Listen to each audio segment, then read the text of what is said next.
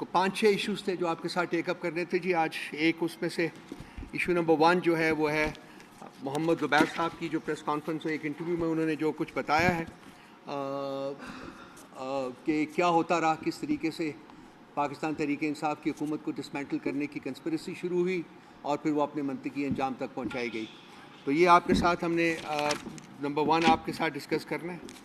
اب زبیر صاحب کی جو اسٹیٹمنٹ ہے وہ ہے تو بہت لمبی, میں اس ساری اسٹیٹمنٹ میں نہیں جاؤں گا, لیکن انہوں نے یہ فرمایا کہ جی پاکستان تحریک انصاف کی حکومت جب انسٹال ہوئی ہے تو اس کے 6 مہینے کے اندر جنرل باجوہ نے ان سے رابطہ کیا تھا اور یہ کہا تھا کہ ہم اس حکومت کو گرانا چاہ رہے ہیں. یہ آپ بے شک انٹرویو کی اگر آپ کہیں گے تو ہم کاپی آپ کو بھیج دیں گے, آپ بھی سن لیجئے گا. اور اس کے بعد پھر معاملات وہاں سے چلے. اس کے علاوہ انہوں نے کوٹ کیا ہے مریم نواز اور نواز شریف صاحب کو, اور انہوں نے یہ کہا کہ جی آپ یہ کسی کو اور پتہ نہ لگنے دیجیے گا اس ساری سچویشن کے بارے میں. اور ان سب لوگوں میں شہباز شریف صاحب بھی شامل تھے اور باقی لوگ بھی شامل تھے. تو یہ جو ان کی سٹیٹمنٹ ہے زبیر صاحب کی, یہ عمران خان صاحب کی جو نیریٹو ہے, جو کنٹینشن رہی ہے کہ ہماری حکومت کو سیٹل ہی نہیں ہونے دیا گیا, بالکل اس کے مطابق ہے.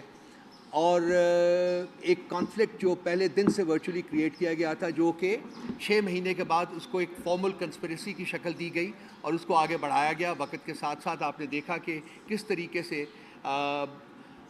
بارگینز کی گئیں, کانٹریکٹس کیے گئے, لوگوں کو چیف آف سٹاف بنانے کی پرومسز کیے گئے, اس کے بدلے میں پھر جو کروانا تھا ان سے اس کے پرومسز لیے گئے, اور خان صاحب کی حکومت 3 سال اور 4 مہینے کے بعد انہوں نے اس کو ریموو کر دیا اور اس کی جگہ ایک بنچ آف کرمنلز جو تھے, ایک مجرمین کا ٹولہ, ان کو پاکستان کے اوپر امپوز کر دیا. یہ جو کنفیشنل سٹیٹمنٹ ہے زبیر صاحب کی, یہ کسی بھی سویلائزڈ کنٹری میں اگر دی جاتی تو وہاں فوراً نوٹس لیا جاتا. اول تو اس قسم کی باتیں ہوتی نہیں ہیں سویلائزڈ کنٹریز میں, لیکن اگر ہو جائے تو اس کا فوری نوٹس لیا جاتا, اس کے اوپر انکوائری بٹھائی جاتی, اور انکوائری کی فائنڈنگز کی بیسس کے اوپر جو لوگ گلٹی ثابت ہوتے, جنہوں نے کانسٹیٹیوشن آف پاکستان کو وائلیٹ کیا. دیکھیں chief of the army staff جو ہوتا ہے وہ ایک اوتھ لیتا ہے, اوتھ آف آفس لیتا ہے before taking over as the chief of the army staff. Brigadier صاحب بیٹھے ہوئے ہیں, میں ان سے ریکویسٹ کروں گا کہ میں غلط بات کروں یا پوری بات نہ کروں تو یہ بے شک انٹروین کر کے اس کو کمپلیٹ کر دیں. اس اوتھ میں سب سے امپورٹنٹ چیز یہ ہے کہ وہ پولیٹیکل کوئی انٹرفیئرنس نہیں کرے گا, اور جب آپ اوتھ آف آفس کو وائلیٹ کرتے ہیں تو وہ ٹریزن کے کھاتے میں آتا ہے, وہ آرٹیکل 6 جو ہے اس کے اوپر اپلائی ہوتا ہے. سو ہماری ڈیمانڈ ہے یہ کہ اس انٹرویو کا Supreme Court of Pakistan notice لے انڈر 184(3), ایک کمیشن آف انکوائری کو انسٹیٹیوٹ کیا جائے, اس کمیشن آف انکوائری کو ٹائم دیا ہے, اس کی جو آپریشن ہے وہ ٹائم لمیٹڈ ہو, اور اس کمیشن آف انکوائری کی جو فائنڈنگز ہیں اس کی بیسس کے اوپر تمام ایسے اشخاص جو کہ ملوث پائے جاتے ہیں اس کنسپریسی میں, ان کو قرار واقعی سزا دی جائے, تاکہ تالے آزماؤ جو لوگ ہیں ان کا آئندہ راستہ جو ہے وہ روکا جا سکے, اور اس ملک میں جمہوریت اور آئین کی حکومت جو ہے وہ پنپ سکے. یہ ہماری چند الفاظ میں یہ ہماری ڈیمانڈ ہے. یہ انتہائی سیریس معاملہ ہے, یہ کانسٹیٹیوشن کی وائلیشن کا معاملہ ہے, اور اس کو آپ اوور لک نہیں کر سکتے, اس کو درگزر نہیں کر سکتے. سو ہم ڈیمانڈ کرتے ہیں, ریٹریٹ کرتے ہیں اس کو کہ جی ایک کمیشن آف انکوائری انسٹیٹیوٹ کیا جائے فوری طور کے اوپر, اور اس کی بیسس کے اوپر, اس کی فائنڈنگز کی بیسس کے اوپر آگے چلا جائے.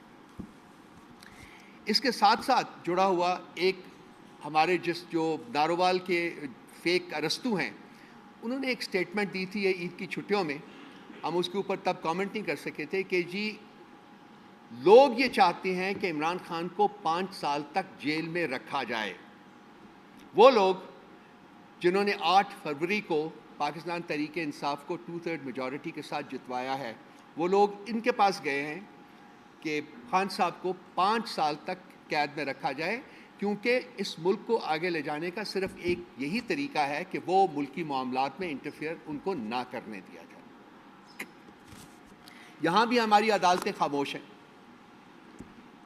کیا احسن اقبال کا یہ کام ہے کہ اس قسم کی سٹیٹمنٹ دے؟ اب جب کہ ان سے ملک نہیں چل رہا, اب جب کہ پاکستان کی اکانومی کریش کر چکی ہے, اب جب کہ SIFC جس کو قائم کرتے وقت آپ نے پتہ نہیں کیا کیا خواب دکھائے تھے اس ملک کی عوام کو، وہ بھی ٹوٹلی کریش کر چکی ہے. اب جب کہ پاکستان میں ایک پیسے کی انویسٹمنٹ نہیں ہو رہی. آپ نے کل بھی دیکھا ہے کہ چین کے ساتھ ہمارے جو ایک ہمارا ان کے ساتھ CPEC کے کانٹیکس میں ایک فنکشن ہوا ہے اور آج سارے اخباروں کی ہیڈ لائن لگی ہوئی ہے. انہوں نے بھی یہ بات کی ہے کہ جی پاکستان میں پولیٹیکل سٹیبلٹی ہونی چاہیے اور اس پولیٹیکل سٹیبلٹی کے بغیر جو ہے وہ شاید CPEC بھی ایفیکٹ ہو جائے. اور پاکستان کے تمام جو آپ کے دوست اور برادر ملک رہے ہیں وہ سب پاکستان کے لیڈران کو، یہ جو جعلی لیڈران ہیں، ان کو یہی کہہ رہے ہیں کہ جی پاکستان میں آپ پولیٹیکل سٹیبلٹی لائیں. اور پولیٹیکل سٹیبلٹی لانے کا طریقہ جو جعلی ارسطو نے انوینٹ کیا ہے وہ یہ ہے کہ خان صاحب کو 5 سال تک قید میں رکھا جائے. ہم اس کے اوپر بھی سپریم کورٹ سے ہم ڈیمانڈ کرتے ہیں کہ ان کا بیان جو ہے وہ ریکارڈ کروایا جائے اور یہ اس کی بیسس، اس کی سورس جو ہے اس کا بارے میں دیکھا جائے اور اس کی بیسس کے اوپر آگے بڑھا جائے. یہ اس قسم کے بیانات دینے سے ملک کی جو کشیدہ صورتحال ہے وہ مزید کشیدہ ہوتی ہے. اس میں پولیٹیکل سٹیبلٹی نہیں آتی بلکہ پولیٹیکل ڈیسٹیبلائزیشن ہوتی ہے فردر. اور یہ بیان دیا گیا اس کے بالکل 2 یا 3 دنوں کے بعد چائنیز ڈیلیگیشن آیا اور انہوں نے ایک اوپن سیشن میں پاکستان کے حکمرانوں سے کہا کہ آپ اس ملک میں سٹیبلٹی جو ہے وہ لے کے آئیں اگر آپ کو انویسٹمنٹ چاہیے، اور اگر نہ سٹیبلٹی آئی تو ایون CPEC کی جو پروگریس ہے وہ بھی ایفیکٹ ہو سکتی ہے. سو یہ اوپر نیچے یہ لوگوں نے بہت کچھ کہہ رہے ہیں. تو میں چاہتا ہوں کہ میں تھوڑا وقت لے کے ان کو ہائی لائٹ کرتا جاؤں تاکہ آپ ان کو رپورٹ کر سکیں. تیسرا جو ایشو ہے ہمارے پاس وہ ہے ایک بڑا پرانا ایشو ہے، وہ ہے قاضی فیاض عیسیٰ صاحب کا ایشو ہے. جی ہم ان کا احترام کرتے ہیں، وہ سپریم کورٹ کے چیف جسٹس ہیں، لیکن میں کچھ آپ کو پڑھ کے سنانا چاہتا ہوں کہ ایک ٹریک ریکارڈ ہے ان کا اور ان کی فیملی کا، عمران خان، PTI اور PTI کے بارے میں. اور ہم فیل کرتے ہیں کہ اگر اس ٹریک ریکارڈ کو اگر آپ آبجیکٹیولی دیکھیں، سمجھیں اور انالائز کریں تو شاید ان کا ان کیسز میں ایک جج کے طور کے اوپر بیٹھنا جس میں PTI یا عمران خان کے بارے میں وہ کیسز ہوں وہ بنتا نہیں ہے. ایک سپریم کورٹ کا 5 ممبر بینچ تھا جس نے ایک ججمنٹ پاس کی ہوئی ہے، مجھے یاد نہیں کب تھی، چیف جسٹس گلزار صاحب نے. انہوں نے کہا تھا کہ قاضی فیاض عیسیٰ صاحب کسی ایسے کیس میں بینچ میں شریک نہیں ہوں گے، اس کا فرد نہیں بنیں گے، ممبر نہیں بنیں گے جو عمران خان صاحب کے بارے میں ہو. ہم یہ آپ کو واؤچنگ ڈاکیومنٹ سارے پرووائڈ کر سکتے ہیں، مانگ لیجئے گا، رضوان صاحب یا سبقت صاحب آپ کو پرووائڈ کر دیں گے. اس سے سپریم کورٹ کے 5 ممبر بینچ کی ججمنٹ موجود ہے کہ قاضی فیاض عیسیٰ صاحب عمران خان کے بارے میں کسی کیس میں ایک ممبر کے طور کے اوپر بینچ کا حصہ نہیں بن سکتے. یہ وہ جج ہیں جنہوں نے پاکستان تحریک انصاف کا بیٹ کا سمبل جو ہے وہ لیا تھا، اور بیٹ کے سمبل کی ریویو پٹیشن تو ہم نے بہت دیر سے دی ہوئی ہے، اس کو لگانے کی بجائے انہوں نے برٹش ہائی کمشنر کو ایک لیٹر لکھا تھا، اوپن لیٹر لکھا تھا، جس میں انہوں نے بتایا تھا کہ جی بیٹ کا سمبل PTI سے ہم نے صحیح لیا ہے، اور اس کی جسٹیفیکیشن انہوں نے پیش کی تھی. اور انہوں نے یہ بھی ڈینائی کیا تھا کہ PTI سے ہم نے کوئی سپیس جو ہے وہ لی ہے، بلکہ یہ کہا تھا کہ ہم نے ان کو بھی باقی پولیٹیکل پارٹیز کی طرح آزادی دی گئی ہے. سو یہ تمام وہ چیزیں جو کہ ان کا باعث شو کرتی ہیں. یہ چیف برٹش ہائی کمشنر کو لیٹر لکھنا جو ہے وہ بھی ریکارڈ کے اوپر موجود ہے، ہمارے پاس بھی اس کی کاپی ہے، وہ بھی آپ کو دی جا سکتی ہے. قاضی فیاض عیسیٰ کی کورٹ کے اندر جتنی بھی کیسز میں یہ بیٹھے ہوتے ہیں اس میں بسا اوقات انہوں نے 9 مئی کو ریفر کیا ہے، اور جب بھی یہ 9 مئی کو ریفر کرتے ہیں تو یہ اس طریقے سے کرتے ہیں جیسے کہ یہ PTI نے 9 مئی کرنے کی ذمہ دار ہے. تو یہ بھی ان کا ایک انہیرنٹ باعث جو ہے وہ ہمیشہ کرٹیسائز کرتے ہیں PTI کو 9 مئی کی ریفرنس سے، جبکہ ہماری کنٹینشن یہ ہے کہ 9 مئی کے جو پرپیٹریٹرز ہیں ان کا اس وقت تک تعین نہیں ہو سکتا جب تک کہ وہاں ایک انڈیپینڈنٹ جوڈیشل کمیشن کانسٹیٹیوٹ نہ ہو اور وہ تمام شواہد دے کے اس کے بعد فیصلہ کرے کہ کیوں ہوا، کیسے ہوا، پھر اس کے بعد جو اس کے مجرمین ہیں ان کو ان کے گناہ کے مطابق یا ان کی جرم کے مطابق قرار واقعی سزا دی جائے. تو یہ بھی ان سے بھی ان کا ایک جو باعث ہے وہ ظاہر ہوتا ہے. اس کے علاوہ 184(3) کے تحت جتنے بھی کیسز جو ہیں سنے گئے ہیں وہ تمام کو لائیو سٹریم کیا جاتا ہے، لیکن جب خان صاحب کی باری آتی ہے تو وہ لائیو سٹریم نہیں کیا جاتا. یہ ایک پیٹنٹ باعث ہے جو کہ ظاہر کرتا ہے کہ خان صاحب کے بارے میں، جب خان صاحب کے کیس کو کیوں نہیں لائیو سٹریم کیا جائے جیسے کہ باقی تمام کیسز جو ہیں. اگر قانون سب کے لیے برابر ہے، اگر سپریم کورٹ جو ہے جب ججمنٹ ڈسپینس کرتی ہے تو سب کے لیے ایک ہی قانون کے مطابق کرتی ہے، تو پھر وہ خان صاحب کے بارے میں جب ان کی بات آتی ہے تو کیوں وہ قانون بدل دیا جاتا ہے، کیوں ان کا باعث جو ہے وہ سامنے آ جاتا ہے. تو ہم یہ بھی ان کے یہ اس چیز کا ایک ثبوت ہے کہ خان صاحب یا ان کے بارے میں کیسز جو ہیں اس کے بارے میں ان کا ایک انہیرنٹ باعث ہے. اس کے علاوہ جو قاضی فائز عیسیٰ صاحب کی بیگم صاحبہ ہے، ان کی بہت ساری سٹیٹمنٹس ہیں ہمارے پاس. ایک سٹیٹمنٹ ان کی یہ تھی جب انہوں نے کہا تھا کہ عمران خان نے جو منی ٹریل دی ہے اس کے بارے میں مجھے شدید تحفظات ہیں، یہ منی ٹریل نہیں ٹھیک. کورٹ ججمنٹ دیتی ہے کہ وہ صادق اور امین ہیں، اور بیگم عیسیٰ جو ہے وہ اسٹیٹمنٹ دیتی ہیں کہ جی مجھے ڈاؤٹس ہیں اس کے بارے میں اور میں اس منی ٹریل کو نہیں مانتی. یہ ان کی اسٹیٹمنٹ ہمارے پاس یہ موجود ہیں، اس کے واچنگ ڈاکیومنٹس جو ہے سارے. اس کے علاوہ خان صاحب کو بطور پرائم منسٹر ریموو کرنے کی انہوں نے ڈیمانڈ کی ہوئی ہے جی، اور وہ بیسز انہوں نے بنایا تھا کہ انہوں نے اپنے ایسٹس جو ہیں وہ ڈکلیئر نہیں کیے. کورٹ کی ججمنٹ ایک ہے اور قاضی فائز عیسیٰ صاحب کی بیگم صاحبہ جو ہے وہ اس کے بالکل کانٹریری جو ہے وہ بیان دے رہی ہیں کہ جی ان کو as prime minister of Pakistan remove کیا جائے. اس کے علاوہ اسی چیز کے سلسلے میں انہوں نے ان کو کہا تھا جی کہ آپ میرے ساتھ لائیو ٹیلی ویژن کے اوپر آ کے بات کریں، میں آپ کو بتاتی ہوں کہ میں کیوں یہ کہہ رہی ہوں. اس کے علاوہ بیگم عیسیٰ نے عمران خان صاحب کو ایک لیٹر لکھا تھا، وہ لیٹر بھی ہمارے ریکارڈ میں یہاں اور وہ میڈیا میں بھی رپورٹ ہوا ہے، اور انہوں نے ان کو یہ کہا تھا کہ آپ ریاست مدینہ کو کیپٹلائز کرنا بند کر دیں. بیگم عیسیٰ نے خان صاحب کو لیٹر لکھا تھا جس میں انہوں نے کہا تھا، ڈیمانڈ کیا تھا کہ آپ ریاست مدینہ کو کیپٹلائز کرنا بند کر دیں. اس کے علاوہ جو ایک اور چیز ہے وہ ہے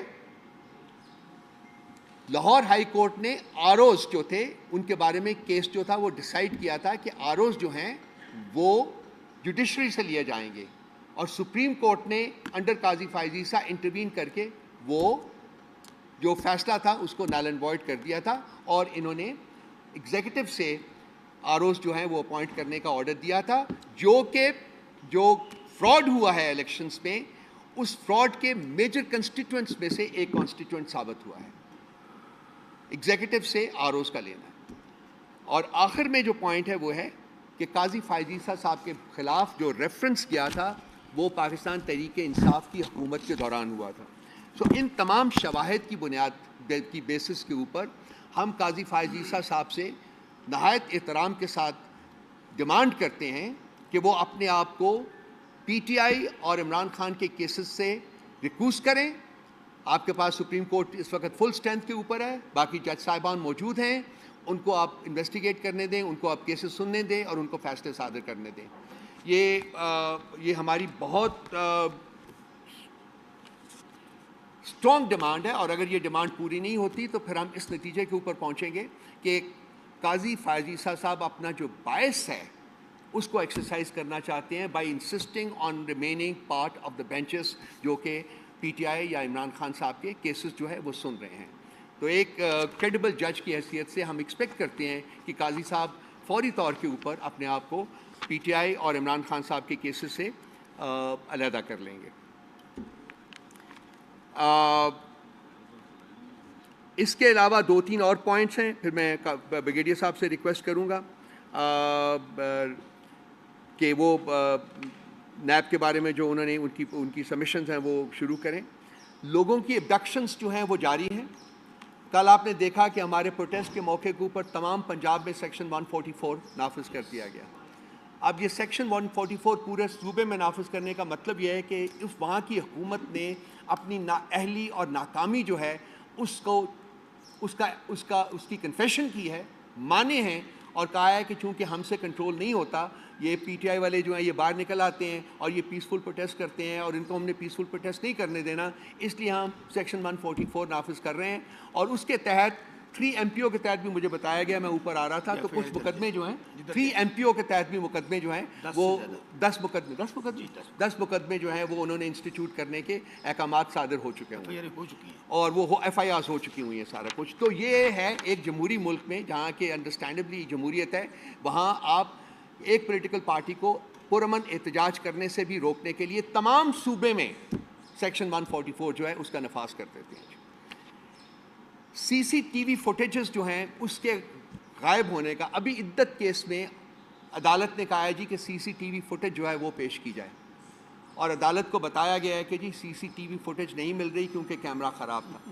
یہ سیف سٹی ہے اسلام آباد, یہاں کروڑا روپیہ جو ہے وہ انویسٹ ہوا ہے اس کو سیف سٹی بنانے کے لیے, اور CCTV کیمراز جو ہیں وہ اس کا ایک انہیرنٹ کنسٹیٹوئنٹ ہوتا ہے جس کی بیسس کے اوپر یہ شہر کو سیف سٹی ڈکلیئر کیا جاتا ہے. اب مجھے بتایا جائے کہ کیوں CCTV فوٹیجز نہیں پیش کی جا رہی, اس میں کیا خوف ہے حکومتی کارندوں کو کہ عدالت کے باہر, ہائی کورٹ کے باہر بھی ان کا کیمرہ جو ہے وہ کہتے ہیں اکارڈنگ ٹو دا اسٹیٹمنٹ کہ وہ کام نہیں کر رہا تھا, تو ہم نے وہ فوٹیج ہے وہ ہم آپ کو نہیں پیش کر سکتے کیونکہ وہ کیمرہ جو ہے اس نے ریکارڈ ہی نہیں کیا اس کو.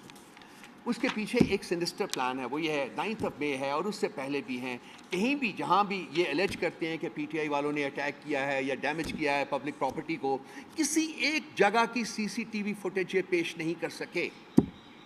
وجہ صرف ایک ہے کہ جو مجرمین ہیں ان کے اوپر پردہ ڈالنا جو ہے وہ مقصود ہے, اور جو بے گناہ ہیں ان کو 1 سال سے زیادہ تک وہ جیلوں میں ڈالنا جو ہے, اور ابھی پتہ نہیں کب تک ان کو وہاں رکھنے کا ان کا ارادہ ہے. یعنی جو اصل جنہوں نے جرم کیا ہے ان کو محفوظ کرنا, اور جنہوں نے جرم کے ساتھ جن کا کوئی تعلق نہیں تھا, اور یہی وہ وجہ ہے کہ یہ جو جوڈیشل کمیشن ہے وہ بھی کانسٹیٹیوٹ نہیں کر رہے, اور ایک فرد واحد بیٹھ کے کہتا ہے جی یہ مجرم ہے اس کو پکڑ لیجئے.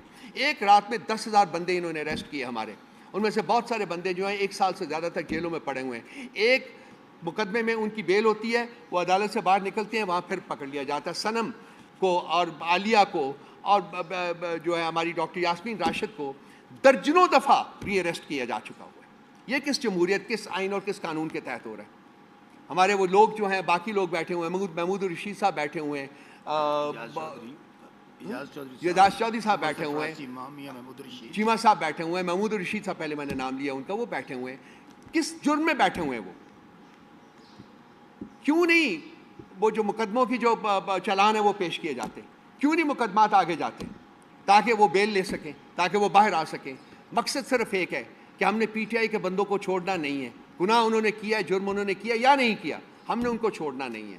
جب ریاست میں اس ہولناک قسم کی فسطائیت جو ہے وہ میں نے آج سے پہلے کبھی نہیں دیکھی. ہم نے جنرل ضیاء کا بھی وقت دیکھا ہوا ہے, وہ بھی کوئی اچھا وقت نہیں تھا, کوڑے پڑے تھے لوگوں کو, ننگے پنڈوں کے اوپر ان کو مارا جاتا تھا, چلچلاتی دھوپ میں مارا جاتا تھا, جیل کے اندر مارا جاتا تھا, پبلک پلیسز کے اوپر ٹکٹکیاں کیا کہتے ہیں, ٹکٹکیاں ہی کہتے ہیں نا, وہ لگائی جاتی تھی.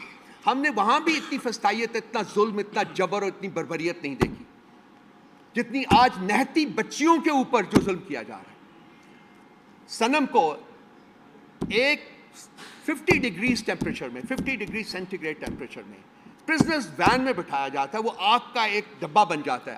آپ ٹرائی کر کے دیکھ لیجیے, آپ بیٹھ کے دیکھیں اس کو سنم کو بٹھایا جاتا ہے, اس کے گھر لے جایا جاتا ہے, اس کو اسی آگ کے ڈبے میں بٹھائے رہتے تھے, اور اس کے سامنے اس کا گھر توڑا جاتا ہے, اس کی فیملی کو اسالٹ کیا جاتا ہے. آپ لوگ بیٹھے ہوئے بتائیے کیا وجہ ہے؟ یہ اس طریقے سے عذاب مبتلا کرنا چاہتے ہیں ان بچیوں کے اوپر, ان کو تکلیف دینا چاہتے ہیں. اس سے کس کو وائکیریس پلیشر ہو رہا ہے؟ کون ہے جو کہ خوش ہو رہا ہے اپنے محلوں میں بیٹھ کے؟ اس عورت کا نام ہے مریم نواز. یہ ذاتی اس کی قید میں ہے, اور اس کا فیس جو ہے وہ ایسا ہے کہ جی آپ نے ریاست کی قید میں ہے, لیکن یہ اس کی ذاتی قید میں ہے, اس کی پرسنل جو قید ہے اس میں ہے یہ بچیاں, کیونکہ یہ سوشل میڈیا کے خلاف کے اوپر سچ بیان کرتی تھی, اس کے بارے میں سچ لکھتی تھی, تو اس کی سزا یہ بچیاں 2 سال سے کاٹ رہی, 1 سال سے کاٹ رہی. کہیں تو عدالتیں ہماری کھڑی ہو جائیں, کہیں تو انصاف کی خاطر کھڑی ہو جائیں, قانون کی خاطر کھڑی ہو جائیں, آئین کی خاطر کھڑی ہو جائیں. کب تک سوئے رہیں گے جج صاحبان ہمارے؟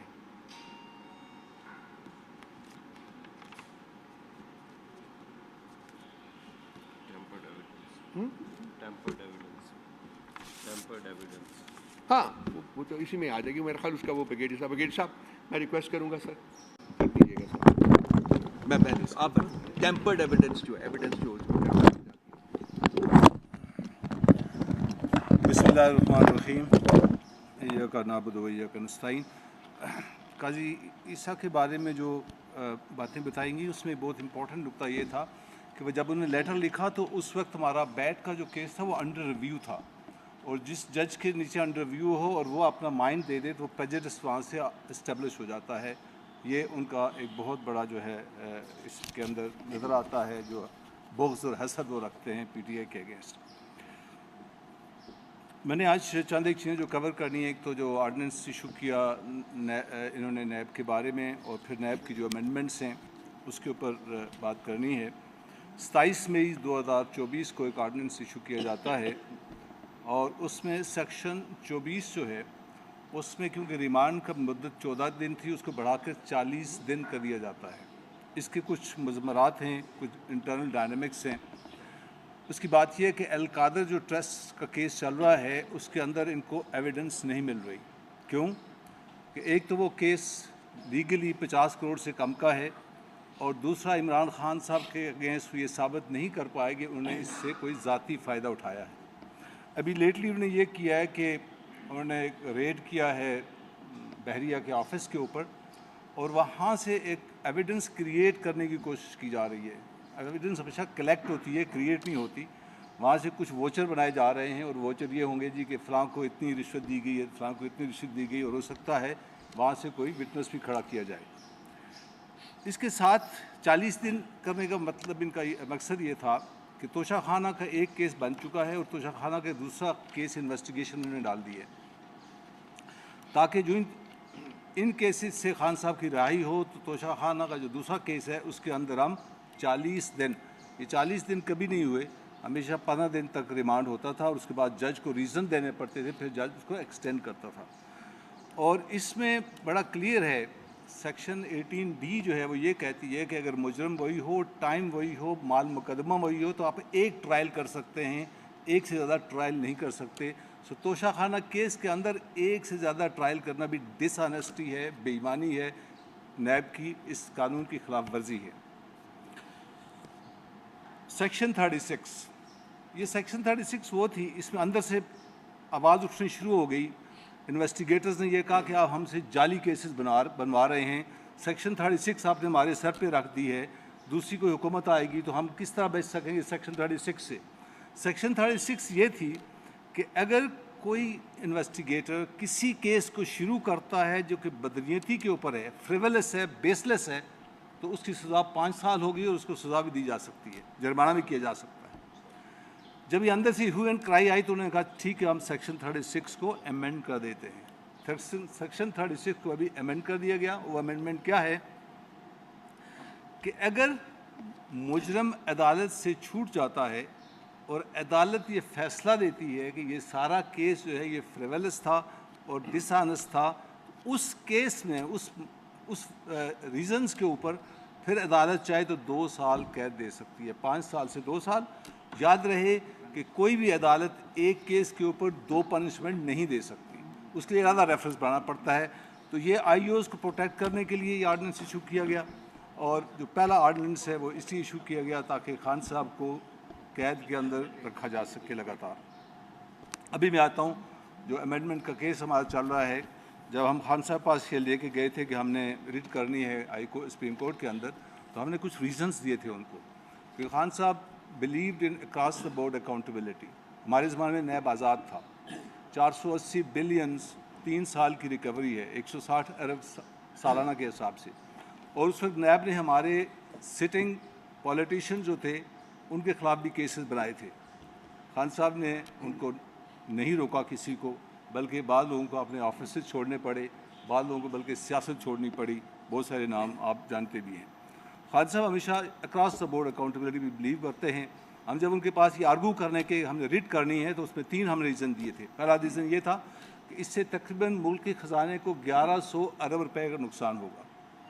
दूसरी वजह हमने ये बताई थी कि नैब का अदारा बिल्कुल डिसफंक्शनल हो जाएगा क्योंकि इस अमेंडमेंट से, اور تیسری چیز ہم نے یہ بتائی تھی کہ یہ NRO ہے because case to case basis پہ امینڈمنٹس کی گئی ہیں اور یہ بہت بڑی بددیانتی ہے، لہٰذا ہمیں ریٹ میں جانا چاہیے. یہ ریٹ بڑی محنت سے تیار کی گئی، اس میں وہ کیسز بھی ہم نے ڈالے تھے جو کہ خاص ٹارگٹ کر کے سیکشنز کو چینج کیا گیا. ابھی میں چند ایک سیکشنز کے بارے میں آتا ہوں جن سے کئی بار ان کا ذکر بھی ہو چکا ہے. اس امینڈمنٹ کو 1985 تک یہ پیچھے لے کے چلے گئے ہیں. اس کا سب سے بڑا نقصان یہ ہوگا کہ جتنے بھی کیسز اپیل کے اندر ہیں، ہائی کورٹ میں ہیں، سپریم کورٹ میں ہیں، جو پری بارگین میں لوگ پیسہ دے رہے ہیں وہ سارے بند ہو جائیں گے. اور یہ NRO کا جو ہے نا بہت بڑا دھچکا ہوگا قومی خزانے کو. اور اس میں اگر آپ کو پتہ ہوگا کہ 9.5 ارب روپے کی پلی بارگین صرف بحریہ نے کر رکھی ہے، جس میں سے 3 ارب بحریہ پے کر چکا ہے، باقی قسطیں دینی اس نے بند کر دی ہیں کیونکہ اس کا ریٹروسپیکٹو ایفیکٹ چلا گیا ہے. منی لانڈرنگ کی سیکشن 33 AML جسے عاملہ 2012 کہتے ہیں، اس میں سے نیب کو نکال دیا گیا، چیئرمین کا نام نکال دیا گیا. اور اس کا مطلب یہ ہوا کہ منی لانڈرنگ کے کیسز جو ہیں وہ ابھی نیب نہیں کر سکتی. میں اس کو کہتا ہوں TT سیکشن. یہ وہ سیکشن ہے جس کے وجہ سے حمزہ شہباز اور شہباز شریف کے TT کے 7 ارب کا کیس جو ہے آٹومیٹیکلی بند ہو گیا. سیکشن 4 کو تبدیل کیا گیا اور کہا گیا جی کہ 50 کروڑ تک کی جو کرپشن ہے وہ معاف ہے. اگر 50 کروڑ سے زیادہ کوئی کرپشن کرے گا تو اس کی جو ہے نا سنوائی کی جائے گی. اس میں 3 کیسز ہیں جو میجر کیسز ہیں: Ramzan sugar mill, metro bus case اور پرائم منسٹر کا کیس. یہ 3 کیسز ہیں جو شہباز شریف کے خلاف ہیں. رمضان شوگر مل بڑا انٹرسٹنگ ہے. ان کے MP ہیں رحمۃ اللہ، ان کا نام ہے، چنیوٹ کے ہیں. ان کو کہا گیا کہ جی آپ درخواست دیں، یہاں بڑا سخت ضرورت ہے ایک ایفلوئنٹ نالا جسے آپ چیم نالا کہتے ہیں وہ بنانا ہے. انہوں نے درخواست دی، چیف منسٹر نے فوراً ساری کوڈل فارمیلٹی سائٹ پہ رکھتے ہوئے اس کی منظوری دی اور وہ نالا عین رمضان شوگر مل کے اندر سے شروع کیا گیا اور اس کا جو ایفلوئنٹ تھا وہ اس کے اندر ڈال دیا گیا. یہ 21.5 کروڑ جو آج کل کے حساب سے 1 ارب بنتا ہے، وہ باپ تو چیف منسٹر تھا، بیٹا اس وقت MLA تھا، مل اس کی رمضان شوگر مل تھی. یہ وہ نالا تعمیر کیا گیا. یہ کیس بھی ختم ہو جاتا ہے. دوسرا میٹرو بس کا کیس یہاں کا ہے، وہ جس میں انہوں نے ایک خاص انسان کو آرڈر کر کے بندے کو کہا جی کہ اس کو کنٹریکٹ دیا جائے. پرائم منسٹر کی جہاز پر تیسری انکوائری ان کی بند ہو جائے گی جس میں 42 کروڑ روپیہ کا نقصان کیا شہباز شریف نے. انہوں نے 39 بیرونی دورے نجی طور پہ کیے اور 515 اندرونی ملکی دورے کیے، نجی دورے کیے، اور 42 کروڑ روپے کا نقصان کیا. وہ کیس بند ہو جائے گا. یہ وہ کیسز ہیں جو 50 کروڑ سے نیچے فال کرتے ہیں. ایک سیکشن نے امینڈ کی ہے 5E، میں اس کو کہتا ہوں میاں جاوید لطیف سیکشن. اس میں یہ ہے کہ اگر کوئی بیوقوف قسم کا افسر ہے اور سارے اثاثے اپنے نام پہ بناتا ہے تو اس کا کیس تو بنے گا. اگر وہ بیوی بچوں کے نام پہ بنا دیتا ہے، مامے چاچے کے نام پہ بنا دیتا ہے، تو پھر آپ اس کو پکڑ نہیں سکتے. میاں جاوید لطیف صاحب کے سارے اثاثے یا ان کے ماموں کے نام ہے یا ان کے بھائیوں کے نام ہے. 6 انکوائریوں میں لاہور میں ایک کیس میں بھی ان کا نام نہیں آتا بیکاز وہ سارے انہوں نے بے نامی رکھے ہوئے. ایک اور سیکشن ہے جس میں ٹھیکیدار اور سپلائرز جو ہیں ان کو بھی استثناء دے دیا گیا. اس کا مطلب یہ ہے کہ ساتھ جو متعلقہ لوگ ہیں وہ بھی معاف ہو جائیں گے. جب تک کوئی مجرم، بے شک اس نے اربوں روپے کا نقصان کیا ہو، یہ ثابت نہیں ہوگا کہ اس نے اس فیصلے سے ذاتی فائدہ اٹھایا ہے، اس کو سزا نہیں دی جا سکتی. ایک سیکشن ہے 9A7، اسے کہتے ہیں توشہ خانہ سیکشن.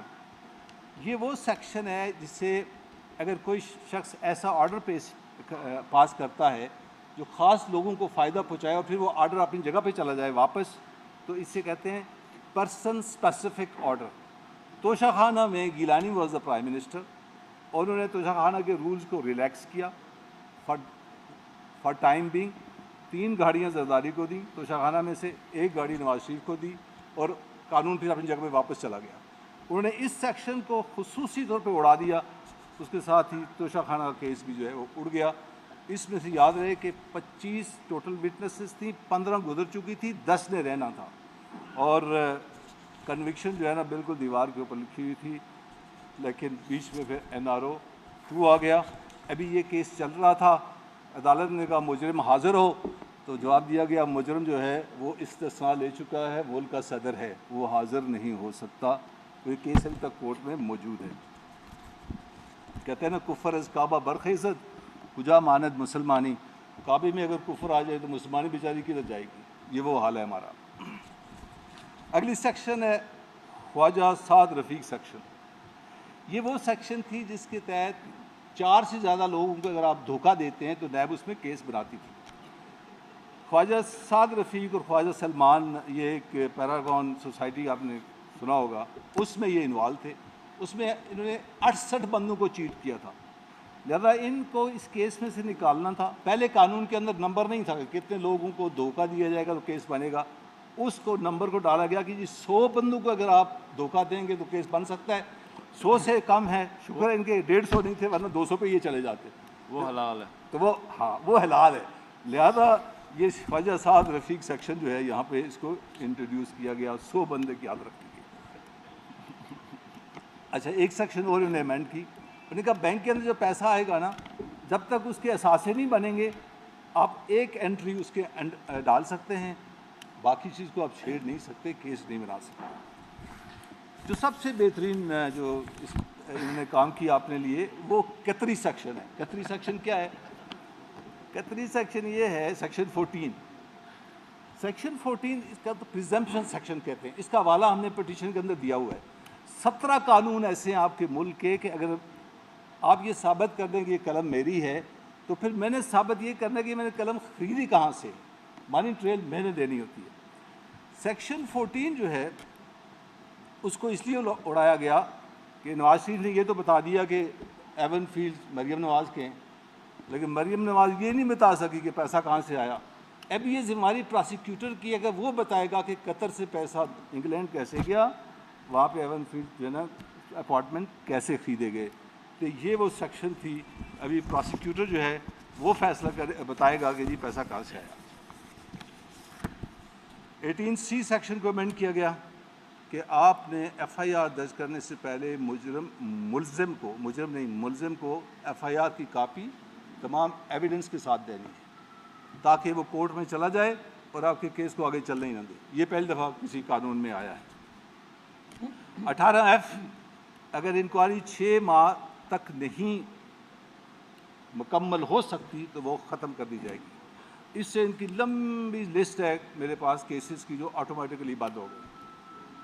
وائٹ کالر کرائم میں بعض اوقات بندہ بھاگ کے ملک سے باہر چلا جاتا ہے، بلکہ زیادہ تر بھاگ جاتے ہیں، اثاثے باہر ہوتے ہیں، تو وہ آپ انفارمیشن لینے میں ہمیشہ ٹائم لگتا ہے۔ 6 مہینے میں دنیا میں کہیں بھی آپ FBI دیکھ لیں، NCA دیکھ لیں، کسی کا کیس مکمل نہیں ہوتا۔ 21G، یہ زرداری نواز شریف سیکشن میں اس کو کہتا ہوں، یہ ہے ایک ہوتا ہے، اس سے کہتے ہیں آپ MLA میوچل لیگل اسسٹنس، یہ یونائیٹڈ نیشن کنونشن اگینسٹ کرپشنس کے ہم سگنیٹری ہیں۔ اس کے تحت آپ بیرونی ملکوں سے شہادتیں لا سکتے ہیں اور شہادتیں لا کے اپنے کیس کے اندر ڈال سکتے ہیں۔ اس 21G کی ایک سیکشن کو اڑا دیا گیا کہ باہر سے آئی ہوئی کسی شہادت کو منظور نہیں کیا جائے گا، لہذا پاناما لیکس ہو، دبئی لیکس ہو، پنڈورا لیکس ہو، ابھی جتنے بھی اثاثے کوئی باہر بنائے گا نیب اس کو سوال نہیں پوچھ سکتا۔ اس سیکشن کے تحت باہر سے جو بھی ایویڈنس آئے گی اس کو آپ ایکسیپٹ نہیں کر سکتے۔ ایک سیکشن 23 ہے، 1860 کا لا ہے، پریونشن آف کرپشن ایکٹ 1947 کا لا ہے۔ اس کے اندر یہ ہے کہ جب بھی کسی کی انکوائری شروع ہوتی ہے وہ اثاثے بیچ نہیں سکتا۔ یہ عجیب امینڈمنٹ انہوں نے کیا ہے کہ آپ انکوائری کے دوران بھی اثاثے بیچ سکتے ہیں، لہٰذا اگر آپ نے اثاثے A نے B کو دیے، B نے C کو دے دیے، C نے D کو دیے تو ریکوری کیسی ہوگی؟ یہ جان بوجھ کے ڈالا گیا تاکہ معاملے کو مشکل ترین کر دیا جائے۔ آخر میں جو سب سے انٹرسٹنگ سیکشن ہے جس پہ آلموسٹ اس وقت تک کئی ارب کا ریکوری نیب کر چکی ہے، وہ سیکشن 25 ہے۔ پہلے یہ ہوتا تھا کہ سیکشن 25 میں اگر کسی شخص نے پلی باغین یا پیسہ دینا شروع کیا اور وہ ڈیفالٹ کرتا تھا تو اس کو اوریجنل کیس اس کا شروع کر دیا جاتا تھا۔ ابھی انہوں نے کہا نہیں، ایسا نہیں ہوگا، اگر وہ مکر جاتا ہے، انکار کر جاتا ہے تو آپ اس پہ ڈیفالٹ کا کیس بنائیں گے، ایک نیا کیس شروع کریں گے۔ اس کا مطلب یہ ہوا کہ آج سارے جتنے پلی باغین میں آئے ہوئے تھے لوگ انہوں نے پیسہ دینا بند کر دیا ہے، ابھی وہ نیا کیس بنے گا ڈیفالٹ کا کیس۔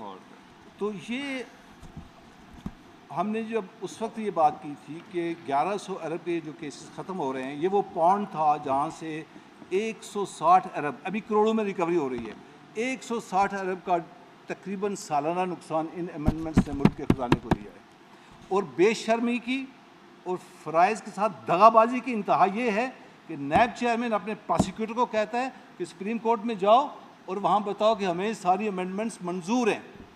پھر میں یہاں سے یہ کلیم کرتا ہوں کہ 850 دن ریفری ہے نیب کی، اور ڈبل تنخواہ لیتی ہے، اور 1.5 روپیہ اس کا بجٹ ہے سال کا، اس کو ختم کر دیا جائے.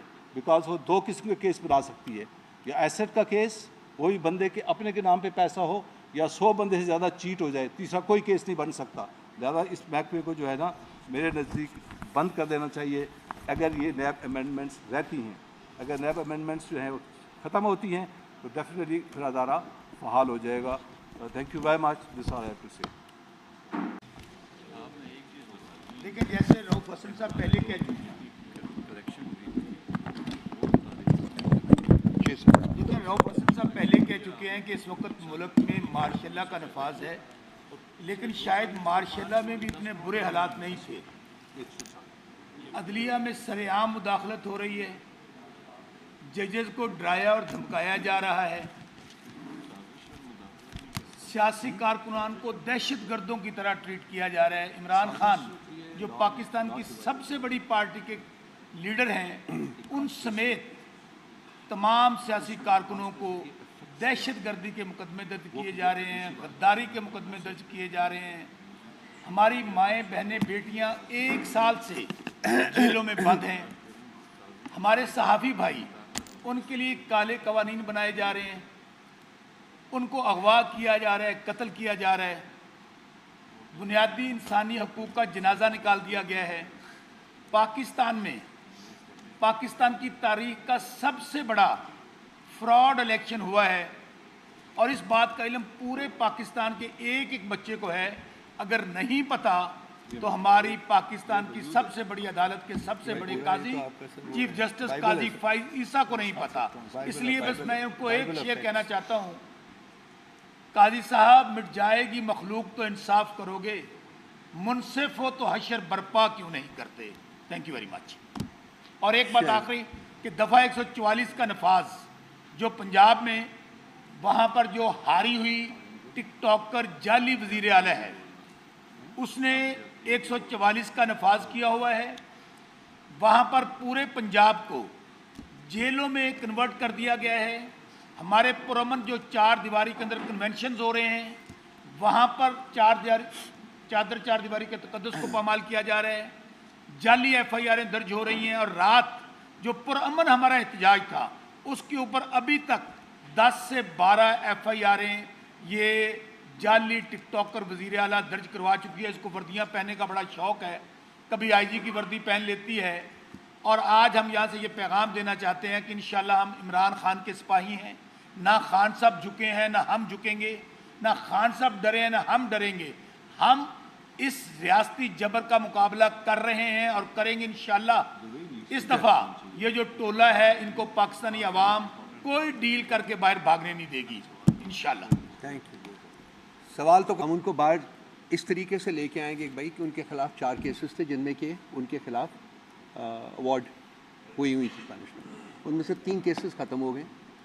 ایک کیس صرف رہ گیا جس کو عدت کا کیس کہتے ہیں، اور وہ زبردستی ڈیلے کیا جا رہا ہے. جس دن وہ کیس لگا وہ 24 گھنٹے کے اندر وہ بھی کریش کر جائے گا.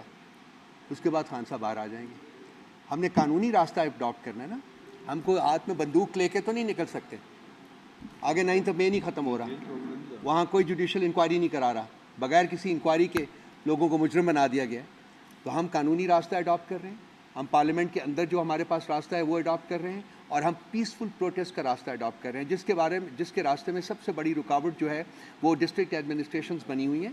وہ ہمیں اجازت نہیں دے رہی ہیں. وہ ہمارے تمام جو جلسوں کے اجازت نامے ہیں وہ اس وقت ہائی کورٹس میں موجود ہیں. ان کے اوپر ہوپ فلی انشاءاللہ تعالیٰ بہت جلدی فیصلے آنے شروع ہو جائیں گے. اور آپ دیکھیں گے کہ انہی شہروں میں جہاں آپ کہہ رہے ہیں کہ لوگ نہیں نکل پا رہے، حالانکہ لوگ نکلے ہیں، کل بھی نکلے ہیں لوگ. اور اتنی فستائیت میں اتنے لوگوں کا نکلنا بھی ایک موچہ اس سے کام نہیں ہے. تو خان صاحب بہت جلدی انشاءاللہ تعالیٰ باہر آ رہے ہیں. اور یہ پروٹیسٹ اب بہت شدید قسم کے ہوں گے پورے ملک میں. جی ہاں.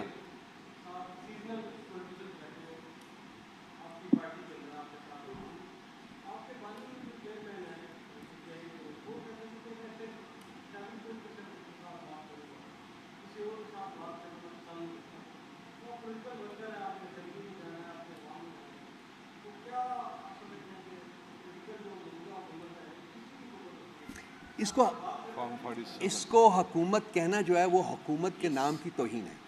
یہ فارم 47 ہے, جعلی حکومت ہے, یہ حکومت نہیں ہے. نمبر 1 بات. نمبر 2 بات, ان کے پاس کچھ نہیں ہے دینے کو. یہ پتلیاں ہیں جن کی تنابیں جو ہیں وہ اسٹیبلشمنٹ کھینچتی ہے تو یہ ناچتے ہیں. یہ پرائم منسٹر بھی اب اس نے نیا پروفیشن اس نے ناچنے کا اڈاپٹ کیا ہوا ہے. وہ ڈرامہ تو بہت کرتا تھا. تو یہ دیں گے کیا آپ کو؟ اگر ہم ان کے ساتھ بیٹھتے ہیں ہائپوتھیٹیکلی, ان کو کہتے ہیں جی ہمارے کیا 2 ڈیمانڈ ہیں. نمبر 1, ہمارا چوری کیا ہوا مینڈیٹ ہمیں واپس کرو. نمبر 2, ہمارے پولیٹیکل پرزنرز کو رہا کرو.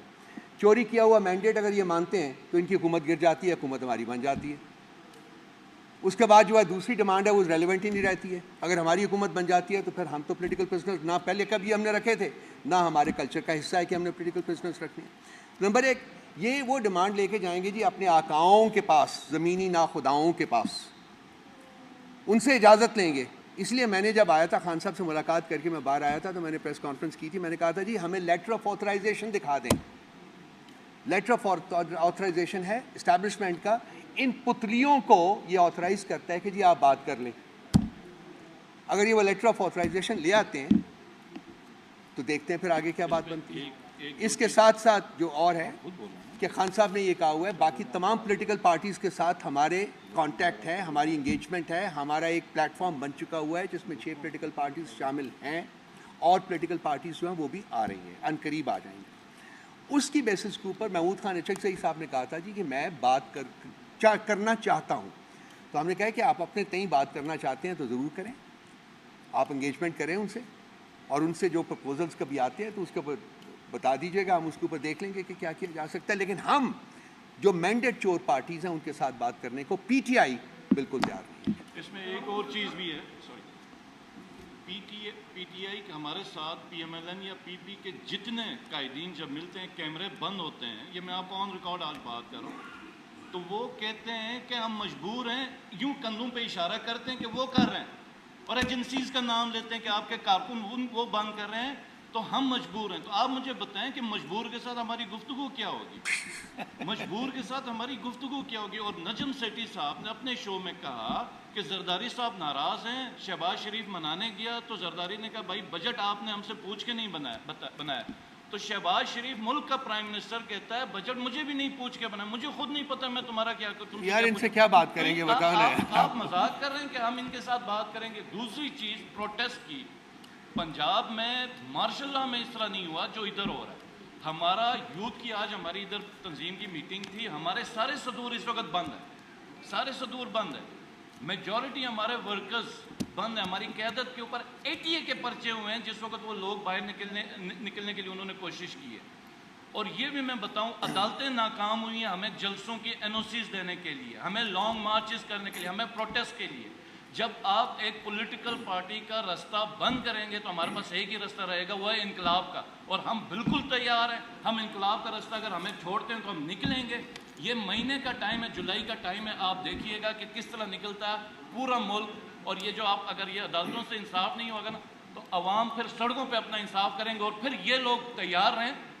کیونکہ ڈیموکریسی جو ہوتی ہے نا, جمہوریت, وہ اس لیے ہوتی ہے کہ وہ جو باقی ساری چیزیں اپنی جگہ پہ, لیکن یہ جو government change of government peaceful transfer of government ہوتی ہے.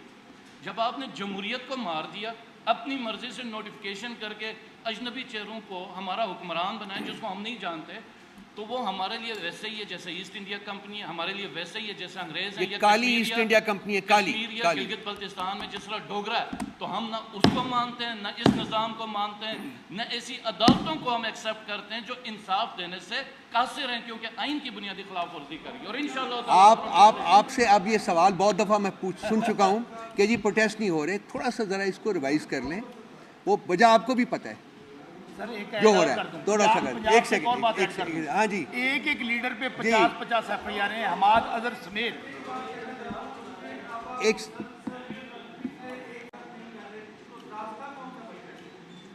راستہ ہے پیسفل ریزسٹنس کا راستہ جو ہم نے اڈاپٹ کیا ہوا ہے.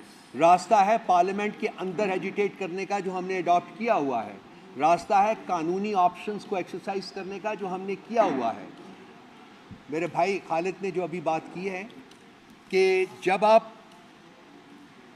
پرامن चेंज का रास्ता रोकते हैं तो then they say the bloody revolution becomes inevitable. This is what he's talking about. आप फोर्स कर रहे हैं लोगों को कि वो सड़कों पे निकलें, और जैसा कि इन्होंने कहा जुलाई का महीना, मुझे तो जुलाई का महीना भी गुजरता नज़र नहीं आ रहा। इस वक्त जो एजिटेशन सीध कर रहा है, आप किसी के पास चले जाएं, आए मेरे साथ चलें, 10-15 लोग इकट्ठे होकर चलते हैं, कहीं 50-100 मील यहाँ से बाहर निकलते हैं, कहीं रुक के आप 15, 20, 25, 30 बंदे इकट्ठे हो जाएंगे, आप उनसे बात करें, आपको पता चलेगा कि लोग कितने तंग पड़े हुए हैं, कितने इस वक्त एजिटेशन है उनके ज़हनों में। हम तो अगली ये ना कॉन्फ्रेंस में बड़ा ऐलान करेंगे इंशाअल्लाह। Thank you.